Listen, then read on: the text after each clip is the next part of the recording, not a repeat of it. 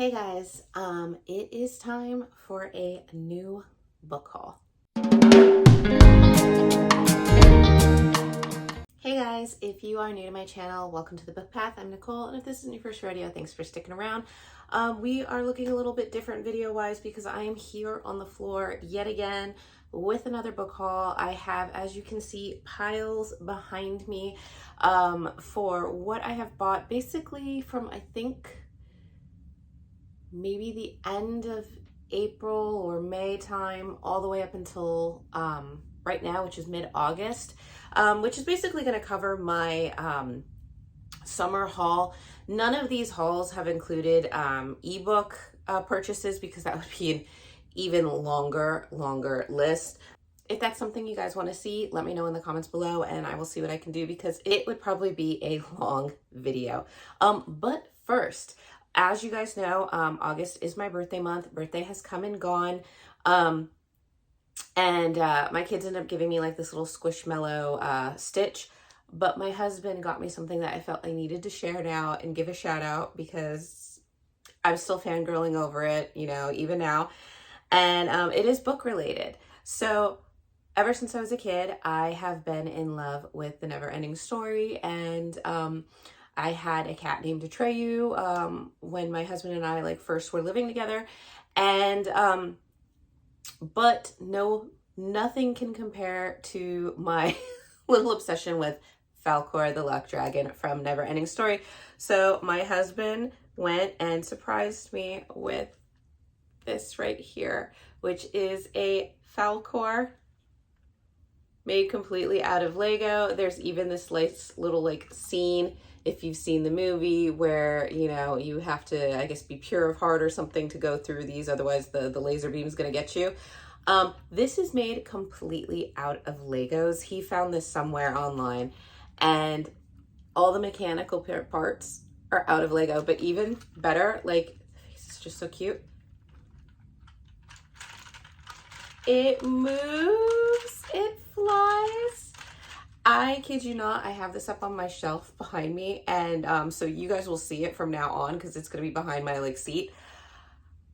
I can just be tired or whatever, and I see this on my stand and I have to come over and giddily be you know, every time I see this because I have to do it. It's just the coolest thing ever. So, you know, shout out to the hubby. I mean, this was great. I loved it. It doesn't take much for me.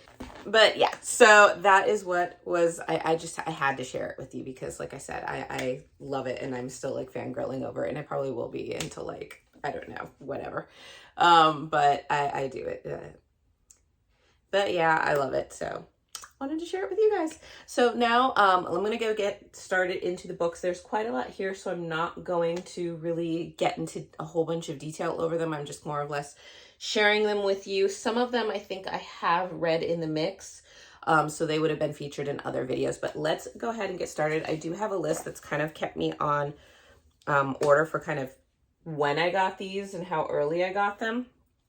So the first one up is going to be Beautiful Vengeance by Katie Robert. I did go ahead and read this. This is the latest and greatest, what was it, book 4?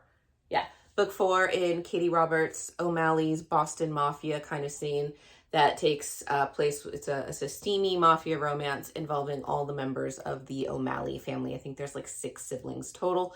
So this one I didn't think was as good as the others in the series. I think I only ended up giving it 3 stars, but I did go ahead and I did read this one, so I'm done with that. Next up is The Foxglove King by Hannah Whitten. This is actually my current read right now. I haven't gotten too far into it, but basically it's supposed to be a gothic-y type of romance in a fantasy, well, somewhat fantasy world to me, but you have this world where there's a girl that has death magic and she has to keep it secret, and she's kind of running illicit materials, or it says she's running poisons for the cartel, and then somehow her magic gets discovered and she's kind of thrown into probably the upper echelon of society to navigate that. And it said she must navigate the intricate web of politics, religion, and forbidden romance to solve a mystery more dangerous and twisted than she ever imagined.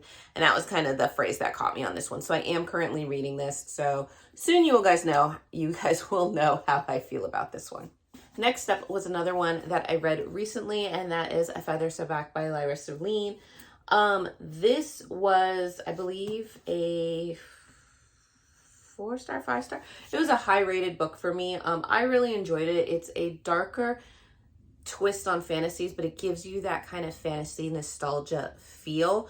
It had kind of like a swan princess retelling to me. I really enjoyed it. There was a love triangle in it. The main character, Fia, pulled me in so much. I was gut-wrenched for her through the majority of this book. Emotionally, I was just tied in and connected, so I really enjoyed this one. Okay, next up, I ended up getting this one for like $5, $5.99. I don't know. I found it at a discount store, and that is the first 2 books in the, I think it's the Red Queen series, but it is Red Queen and Glass Sword.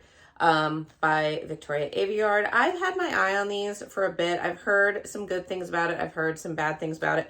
I, for the life of me, cannot get this open for the books to come out right now. There we go. So both books, paperback editions. I thought that was pretty good because, I mean, 2 books for $5.99, not a bad thing. And hopefully I can get them back in. But yeah, so that will be something that needs to be read. Next up, I have Bone Weaver by Aiden Polidoros. I don't know much about this book. It just sounded really cool with the title, to be honest. But it seems like it's kind of like a witchy story. And it looks like there's a nation torn apart by proletarian revolution between magic and datalese and superstitious lower classes. So maybe a political fantasy kind of world with witches. So don't know much about it. Like I said, it was the title that kind of drew me in on this one. So next up is The Poison Season by Mara Rutherford. I don't really know much about this. I found it on discount, I think on Amazon.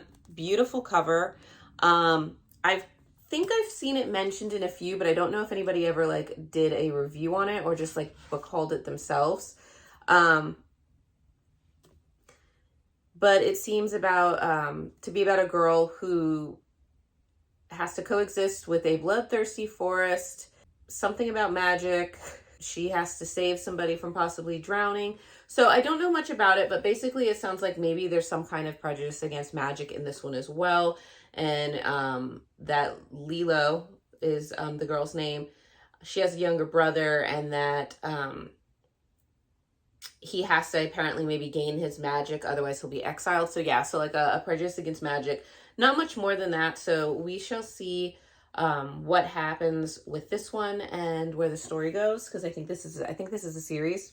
Next up are some books that I had on a book wish list like a few years back, but I found them on discount. I think I ended up getting both of these for like $5 or $6 too, and that is The Keeper of the Night, or The Keeper of Night and the Empress of Time by Kylie Lee Baker.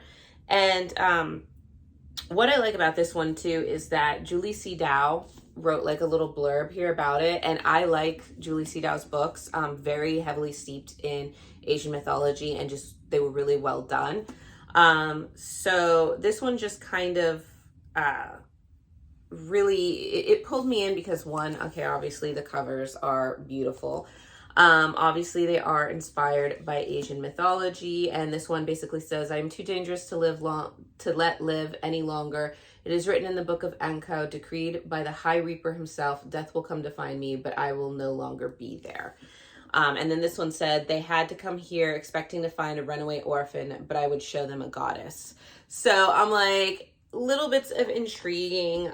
It says the death is her destiny. So I don't know what these are really about. Other than that, I'm good being left in the dark on those, because when it comes to Asian mythology, I am there. I do love a lot of the yokai world. So those would be something that I will be needing to get to.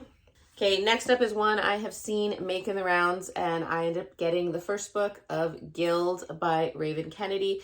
This is the extremely steamy series, as I've heard it, of King Midas, who had the golden touch. And basically this is about a girl who is held captive in what I've heard, a very abusive relationship with this king. And I guess there is a soldier or somebody that is supposed to help free her, and creates kind of this love triangle, because she does have a little bit of like in best to probably be described as like a Stockholm syndrome, because she does have feelings for the man who is abusive to her. So it will be very interesting. I have been told to check the trigger warnings on this. They don't usually bother me, but if it is something that you are interested in, check the trigger warnings, because that has been something that has been brought up. But curious to see about this, because I've heard a lot of raving reviews on this one. Next up is a book that I started and then I will have to get back to, and that is book 1 in the Infatuated Fae series, and that is How Does It Feel by Janine O'Reilly. This is a dark kind of fae romance where you have a woman who is into botany, and she's in the forest and she's researching like medicinal mushrooms and things like that, when she basically like stumbles upon the Fae Prince. And the Fae Prince thinks that she's been sent there to assassinate him, basically. And so he's kind of holding her prisoner. And basically he tells her that if she can get through these deadly trials or games of the Fae world, that she'll survive her and get her freedom. So that obviously is his goal. It's her goal, I mean.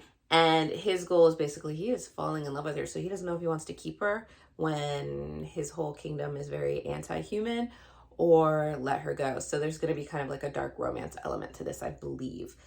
Okay, next up is another one that I had read recently, and that is Mountains Made of Glass by Scarlett St. Clair. This is kind of her fairy tale retelling series that's starting out.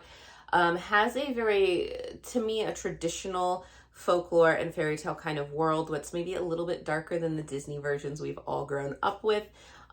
This one was a mashup of Beauty and the Beast and Rumpelstiltskin mixed with a little bit of the frog in the well, and I don't want to say, is it the Frog Princess? Probably the Frog Princess, but it's very, very short. But you basically have these brothers who are fae or elf princes, and they've all been cursed. Almost everybody in this world is going through some sort of curse. And through basically just a series of bad luck, the main character in here does something that she's trying to do good, and she gets punished by these princes to go and live with their brother, who is called the Beast. And he basically tells her that she will be his servant or his prisoner for 6 years unless she can guess his name.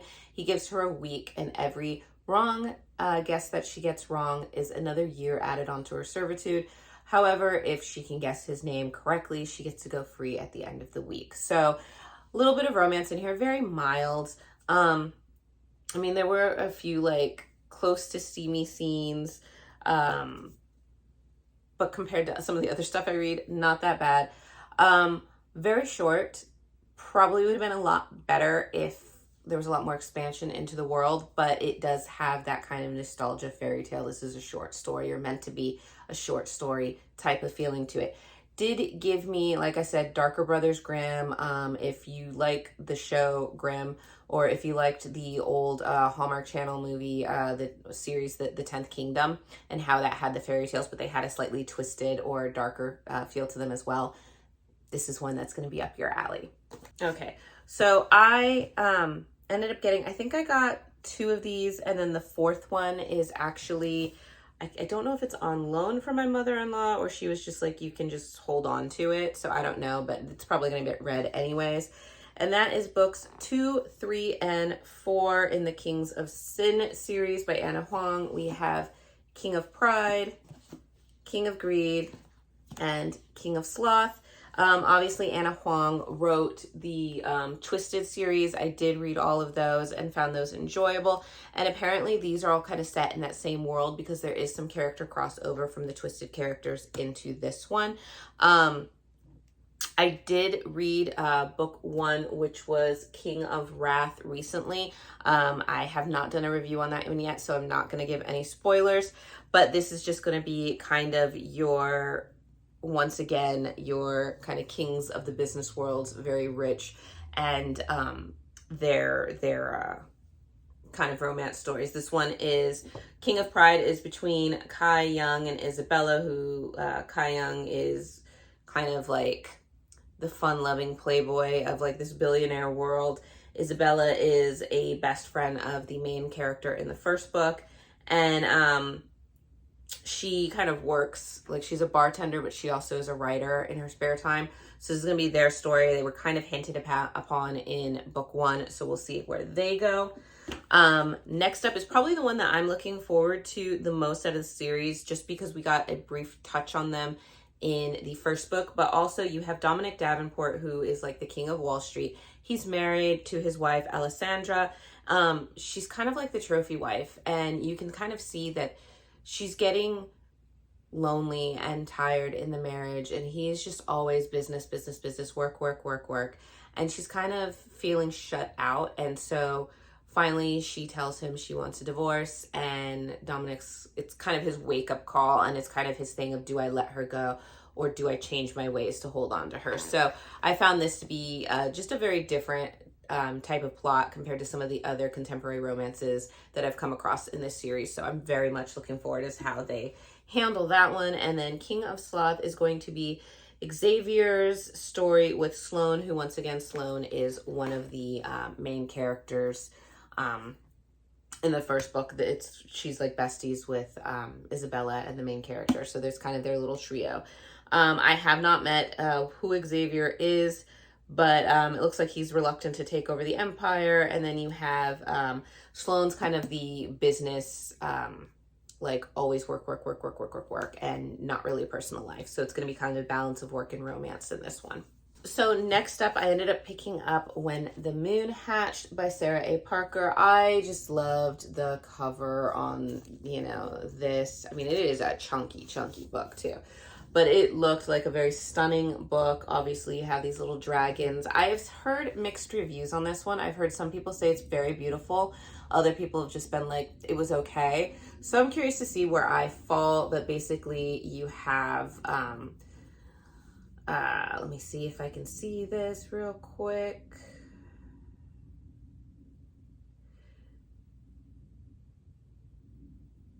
It says it's basically a fast-paced fantasy romance featuring immersive, vibrant world with mysterious creatures, a unique magic system, and a love that will blaze through the ages.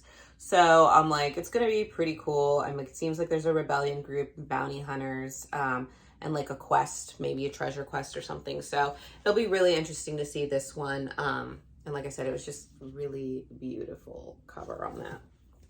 Next up is one that I have heard making the rounds and is getting rave reviews. I did lend it to my mother-in-law briefly because I hadn't gotten to it yet. She said it's one of the best books she has read so far this year, and that is The Wren in the Holly Library by K.A. Lind. I got this because this is probably one of the nicest books that I've got all year.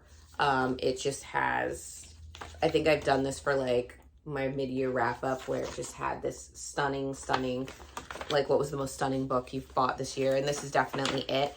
I didn't know much about it until I had read some other ones where basically it sounds like there is a girl that she gets stuck and trapped in a library with a monster, and apparently the monster is extremely gorgeous, and there is kind of a romance that takes place. So I'm really interested in that.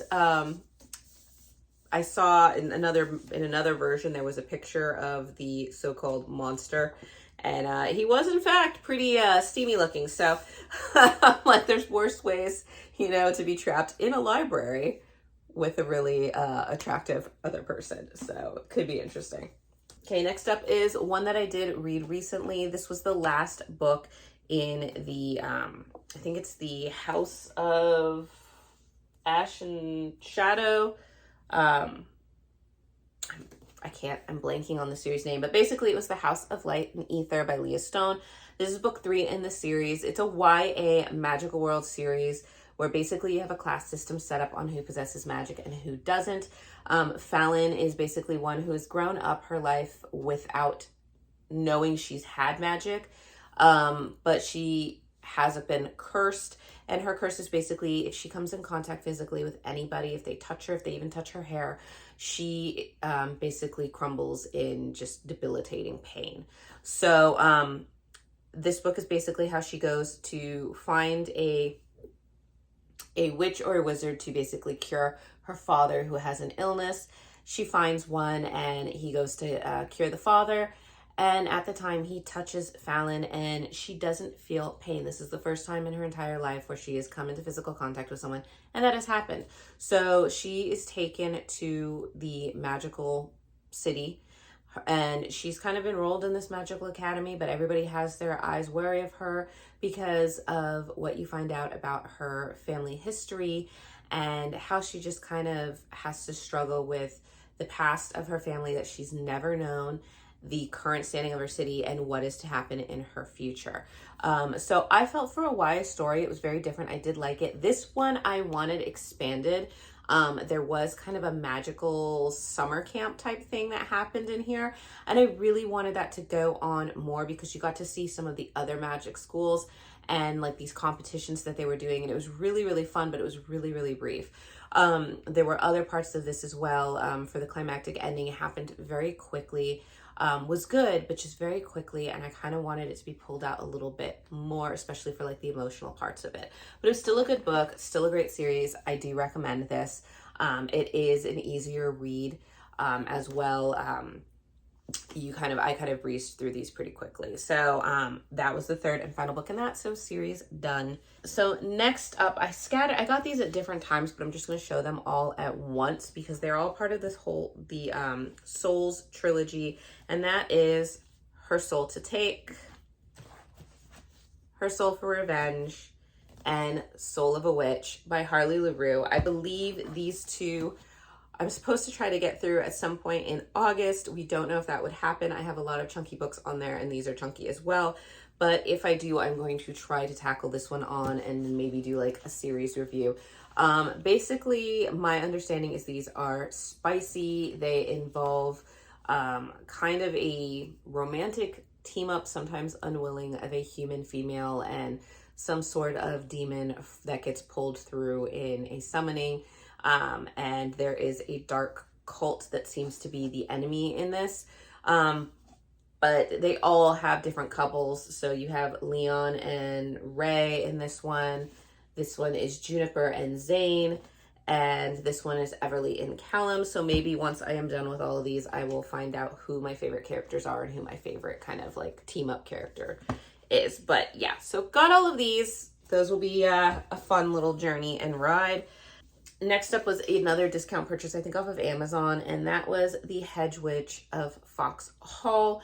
This was one that had been on a kind of wish list when I was looking like what was coming up in the year ahead. And basically you have, this is set in Wales in the UK. So you have one prince, Talesian, who would love to see the end of magic. And the other prince is afraid of magic and he doesn't really know if he wants to rule. But their father promises the crown to whichever son can destroy this, I guess, this barrier, this kind of a wall almost, and restore magic to Wales. The brothers are basically have to become rivals to see who will win the crown based on who can destroy this. And they bring out a hedge witch basically that they come across to seek and help them in their quest, and obviously love triangle. So it will be interesting to see how this goes. I have my thoughts and kind of my big bold predictions on this, on who I think will get the throne and the girl and all that.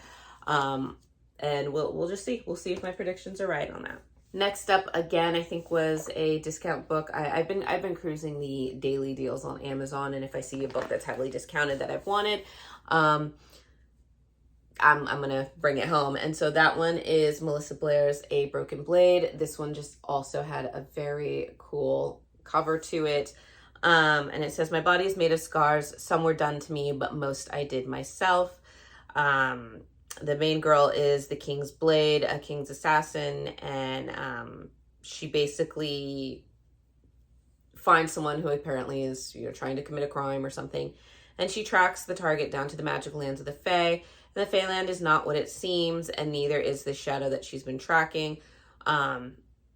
So as she searches for answers, Kira is haunted by a promise she made years ago that will test her in every way to keep her word. She must not only save herself, but an entire kingdom. So Fae World, Assassins, I'm there. Stunning cover. We're good. Next up, obviously I was going to do it. I did this as a pre-order, and it is no surprise because that is Born in Blood and Ash by Jennifer L. Armentrout. This, I believe, is the last book in the Flesh and Fire series. This is kind of the prequel series. Let me just make sure. Yes, this is the prequel series to Blood and Ash, which I have liked. I haven't, let me move my legs here. I need feeling in my legs. This one I haven't liked as much of Blood and Ash, but I have enjoyed, and I'm sure that I'm going to be loving the series even more now that the characters in this one have made their appearance in the Blood and Ash series.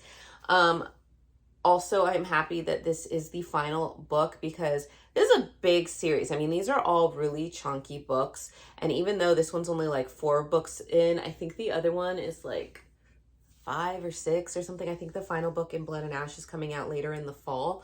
But I'm curious to see where the story of Sarah and Nyktos and Colas and everything that sets the stage for like generations and generations before the characters in Blood and Ash in the world where there are gods and there are kind of like vampiric beings. There are also the Craven, which are kind of like, to me, they're like zombified vampires.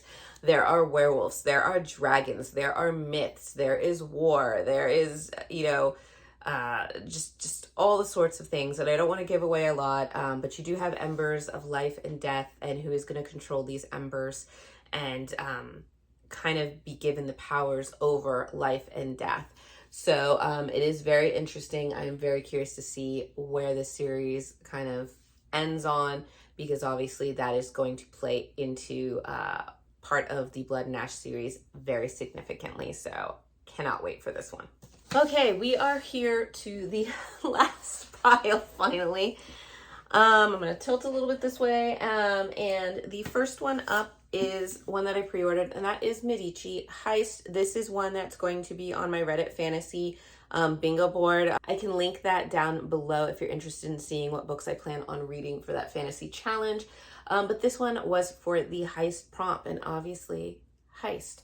This is set in a kind of fantasy world among the Italian Renaissance, and you have basically you have these teens that live in Florence, Italy among the Renaissance, and they're basically attempting to pull off the Renaissance's greatest robbery.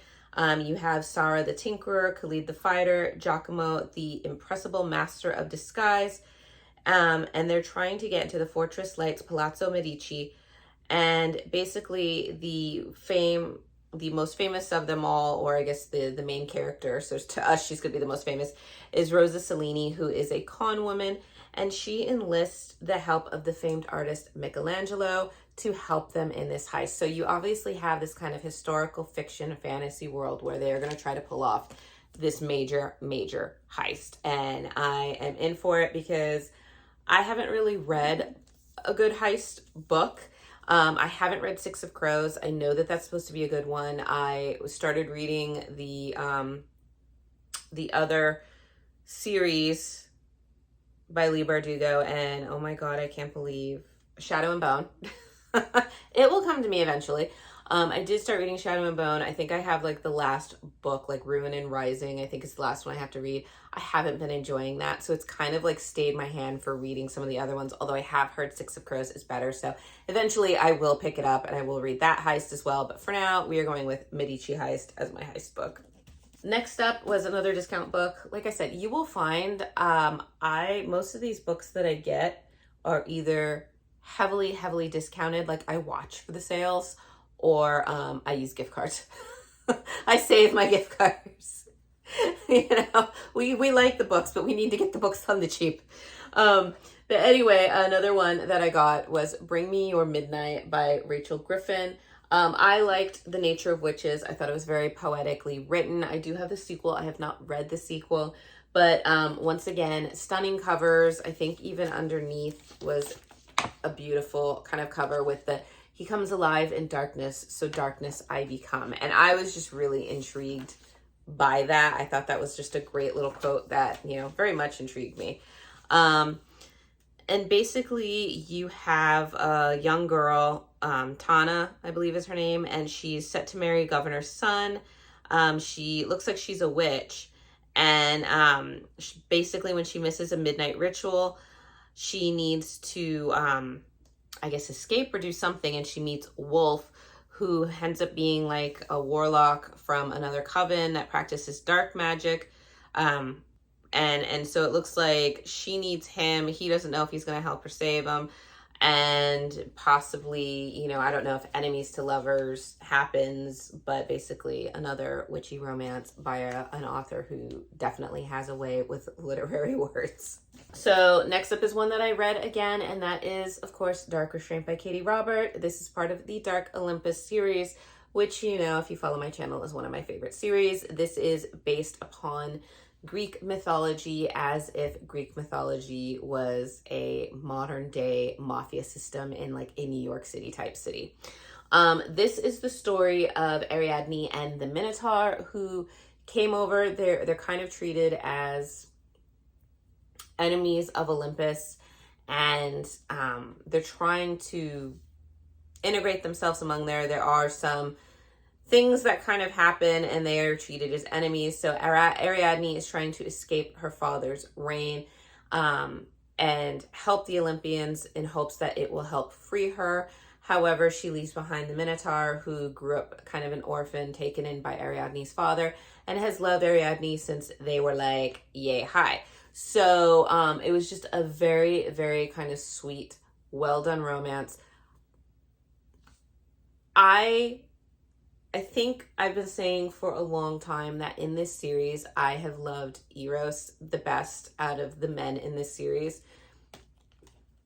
The Minotaur has given him a run for his money and may or may not have taken first place. I think I've mentioned before that when I am done with this series, I might have to do some sort of video with the ranking of all the men in these books, because they are just absolutely fantastic. I mean, the girls are too, but I mean, I'm a girl reading a steamy book, so of course I'm going to zone in on the men. I can't help it. But yeah, so we might have to do that. But the Minotaur in this, I adore him. I really, really do. So it was a 5-star book for me, and I can't wait for the next in the series, because I think the next in the series is going to involve Ariadne's brother Icarus, and I think Poseidon. So it'll be really interesting to see that. Next up was another discount book, and like I said, I mean, they are discount books. This one was $2.99, and this one was Lies We Sing to the Sea, which is kind of I think it's ancient Greece. Yeah, Ithaca. Each spring, Ithaca condemns 12 maidens to the noose, a sacrifice to Poseidon to keep the sea god's unforgiving curse at bay. So this is basically the story of Leto, and Odysseus and Penelope. So it's kind of like a different version of the Odyssey, which I have read. I read it years ago for college or university, pending where in the world you are. But yeah, so it'll be really interesting because it is an ancient kind of Greek retelling, and those have been kind of showing up lately in a lot of books. And they have been extremely well done. Like we've had Circe, we've had Song of Achilles, and things like that. So this, I'm feeling, is kind of gonna run similar to that.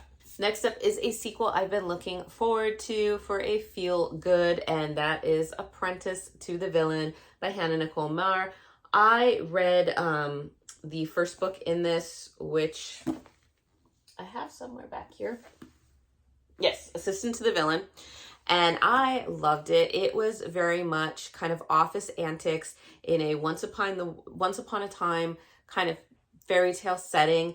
Mixed in, for me, the main character gave me Bridget Jones' Diary feels, and Bridget is like one of my favorite characters, fictional movie-wise, ever. I love her. So it just kind of gave me that. It left off with some surprises for the main character, Evie. And Evie might now be choosing the path of villainy.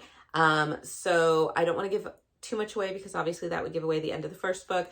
But Evie is going to have to take charge in this book, maybe do a little villainy herself in order to figure out some secrets of her boss and also maybe free him. And that is about as much as I'm going to say on that one because I feel like I already gave away a little bit on that.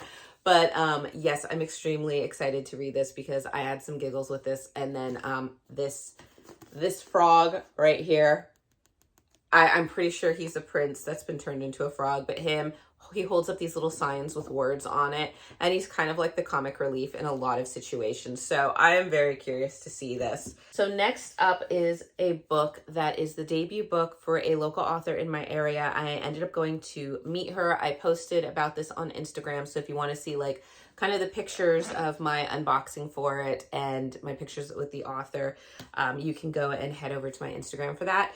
But that is Lane O'Neill's Lady Luck. I thought this cover was beautiful. This is a contemporary, probably new adult to adult romance. It takes place in the Louisiana bayou type world. And basically, I'm just going to read you the little blurb because it's a lot of information to get through. But basically, you have raised in the neon lit embrace of Fortuna Casino and Resort. Bree is a 22-year-old with more than a smattering of freckles and a sense of loyalty that runs deep. When change is thrust upon her, she finds herself at a major crossroads and is torn between embracing her legacy as Lady Luck or drawing a card for a new life filled with the unknowns. Enter Vin Lott, a 29-year-old with a fierce protective streak and a heart scarred by fire. A reserved software engineer moonlighting at his parents' new restaurant, Vin is a steady rock Bree never knew she needed.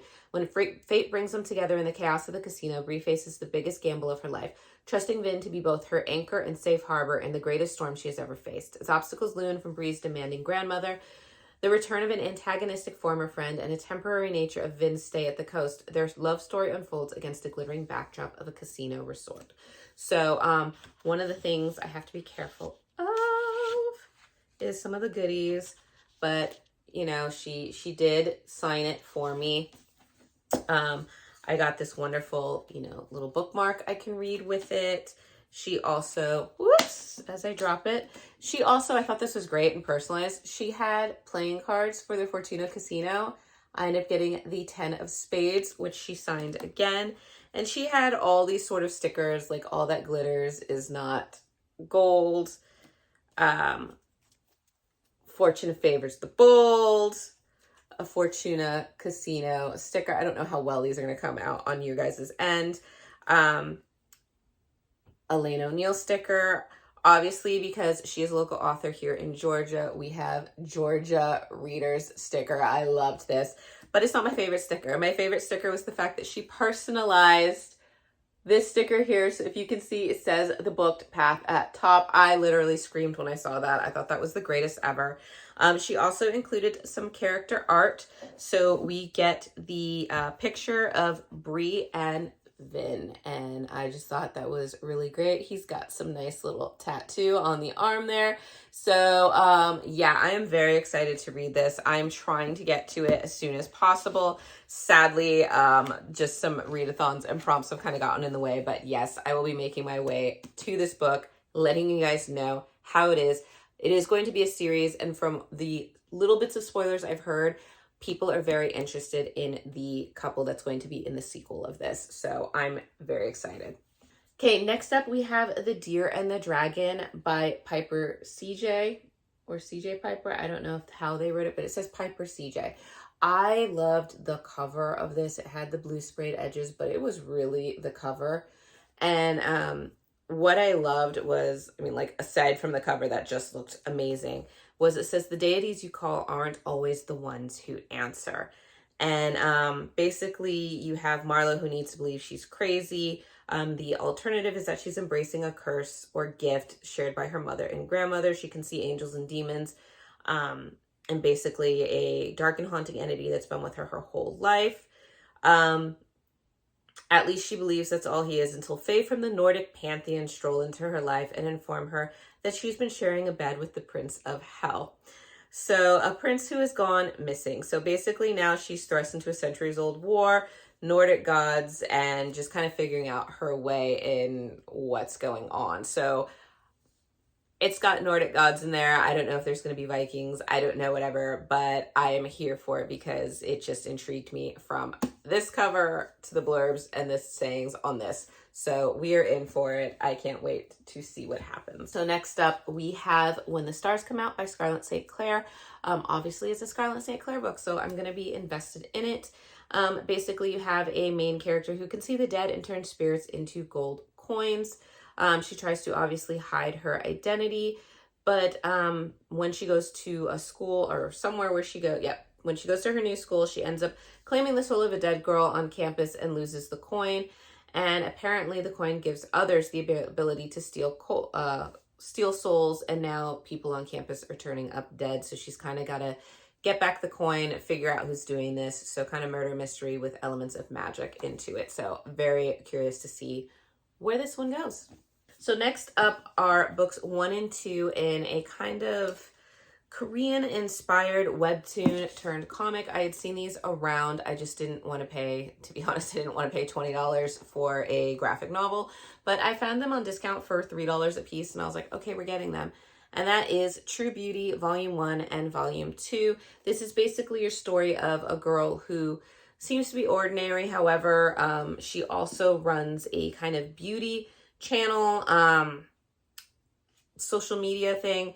And you have, it seems like, 2 guys that are going to be vying for her love in this love triangle that you always seem to find in manga and Korean graphic novels. I liked it. I thought the covers were pretty. I am huge into K-dramas. I have been for a long time. I'd like to say before K-drama hit, like, global phenomena. But I'm very curious to see how the story goes in this because, like I said, every time I've passed the bookshelves, I've eyed these and wanted to take them home with me. And now I did. So joining that is another webtoon comic that just looked cute to me. And that is volumes 1 and 2 in the Cursed Princess Club. These were also on sale. And I don't know much about this other than you have these fairy tale princesses who all seem to be cursed, and they're all trying to find ways to break their curses. It seems like they're going to be kind of these like cutesy, little bit of drama, mostly comedy kind of things. We'll find out. We'll find out. It's always good to have some, manga type graphic novels on hand because we come into those prompts all the time. Almost finished. So now we have James Patterson presents Swipe Right for Murder by Derek Milmack.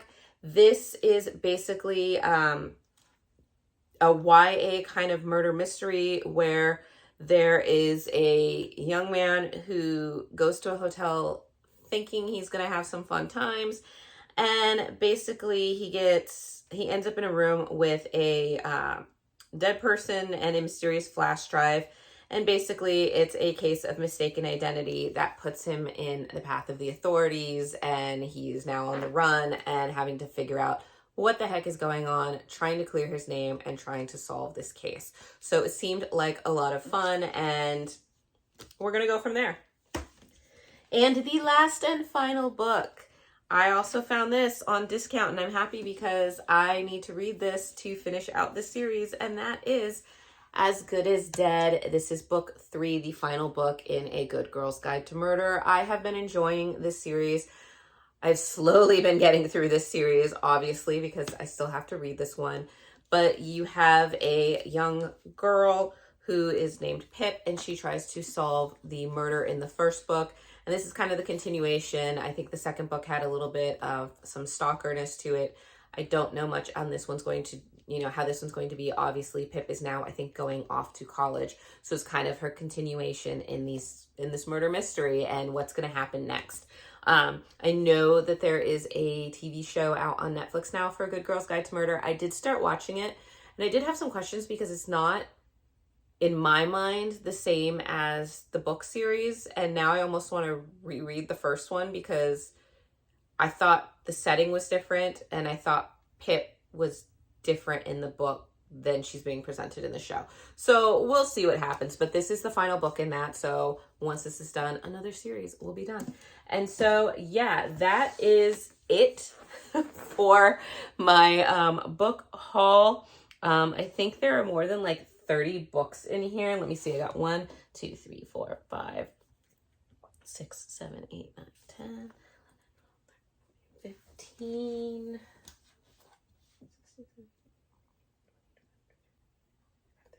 36. Yeah, so more than 30 books, which that's a lot, you know. I don't think I planned on getting that many. And I also know that I had a coupon for a discount book site that I got for my birthday. So I did do another purchase that's on its way. So I'm not going to include those in this video. I'm just going to include that as part of the fall haul when we get to that, because I know there are a few others that I need to get for that are readathon specific that I can't find anywhere other than to order them myself.